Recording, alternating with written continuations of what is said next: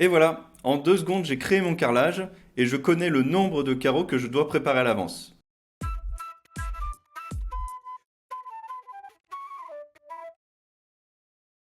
Salut à tous, c'est Nicolas de chez ADBO.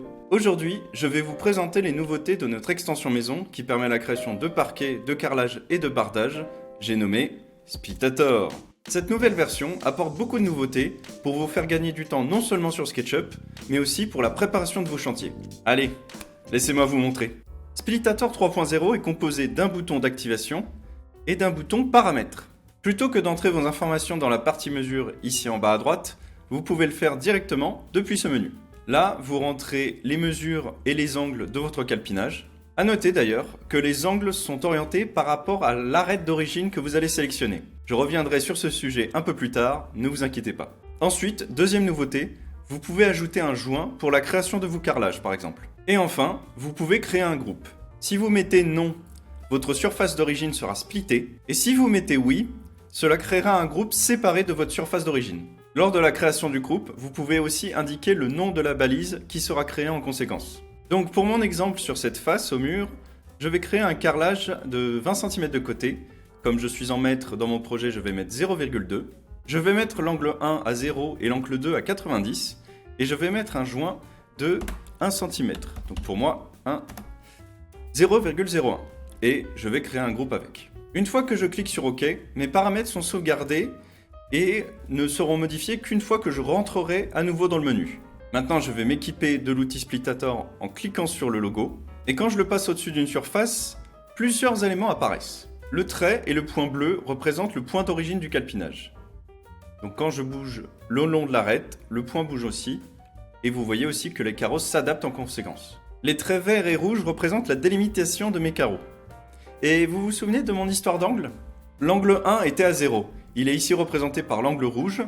Comme il est à 0 degré, il ne va pas se réorienter par rapport à l'arête de départ. Alors que l'axe vert, lui, est à 90 degrés, donc on le réoriente comme ceci. Une fois que je clique pour valider la position de mes carreaux, j'ai une fenêtre qui va apparaître. Et c'est encore une nouveauté qui s'active uniquement lorsque vous créez un groupe. Cette fenêtre, elle m'indique 3 informations. En premier, on retrouve le nombre total de carreaux, qu'ils soient complets ou non. Le deuxième chiffre indique le nombre de carreaux à découper. Et enfin, la dernière indication, c'est la surface effective, c'est-à-dire moins le joint, de mon carrelage. Une fois que j'ai fermé la fenêtre, je vais retrouver toutes ces informations dans la partie info sur l'entité de mes palettes. Et voilà, en 2 secondes, j'ai créé mon carrelage et je connais le nombre de carreaux que je dois préparer à l'avance. Allez, on est fou, on s'arrête pas en si bon chemin, je vais continuer avec la création d'un parquet, je rentre 0,9 ici, je mets aucune donnée pour le joint, comme ça je vais pouvoir faire des rectangles. Et là, comme avant, je m'équipe de mon outil et je vais choisir mon point d'origine. Là par exemple, je voudrais partir de cet angle-là, mais la disposition ne me convient pas vraiment, parce qu'une planche dès le départ est coupée en deux. Et bien là, je peux appuyer sur CTRL sur PC ou ALT sur Mac pour modifier la position des planches par rapport à mon point d'origine. Et là, j'ai une planche complète dès le départ. Et comme toujours, j'ai mes informations de calcul qui sont disponibles. Allez, on termine avec un dernier test. On a fait le sol, on a fait le mur. Maintenant, on va faire le plafond. Si je veux installer un faux plafond, par exemple, je vais faire des carrés de 0,5 m, 50 cm. Là, il ne faut pas que j'écrive trop vite. Je ne vais pas toucher aux angles parce que je vais des carrés. Et je vais mettre un joint de 5 cm.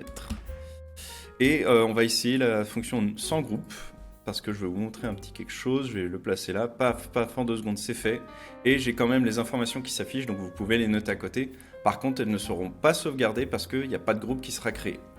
Je clique sur OK, et ça y est, j'ai mon faux plafond. Comme vous pouvez le voir, Splitator est simple d'utilisation, et vous fait gagner du temps de modélisation et de calcul pour vos projets. Vous pouvez retrouver la version 3.0 en téléchargement dans la description.